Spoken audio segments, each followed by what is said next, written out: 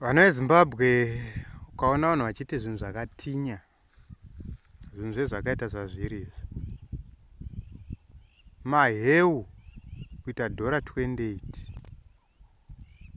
varume maheu 500 mils $28.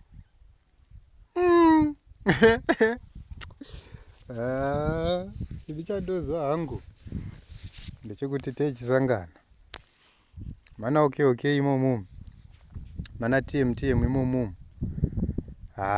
Kana hamanaka hazvisina kumira mushe kana zvinhu zvakudai, hazvisina kumira zvakanaka. This is a dairy board thing. Dairy board chinenge chehurumende, chikambani chacho chiri kutatarikawo, but zvazvakuita izvo varume izvi tinopona here? Ndozviya zvatataura tichiti you can rig the election but you can't rig the economy. You can rig the economy. You can rig the economy. Not the economy. You can rig the elections, not the economy. You can't rig the economy.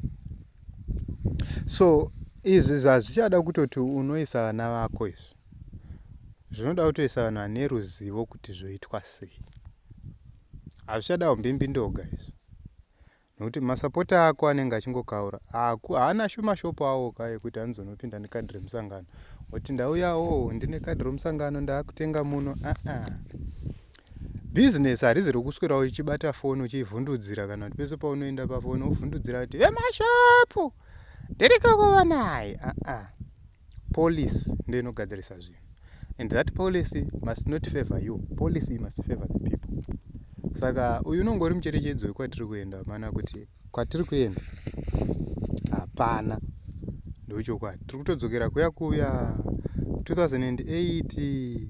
Asi chandoza hangu ndechoti machinja tinoomerwa asi tiri pari nani. Munhu wese weopposition anoomerwa asi achimhanya neswanda yake kumusika achidi. Abi angu ari kuti mombe dziri kufa nenzara, muri kudhaira pachibhurani uko. Ameno tongonzwa ike zvino haichamwiki shuga. Unoimwirepi tea?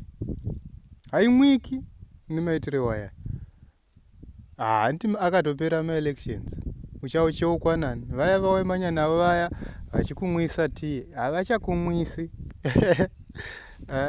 Zvakaoma.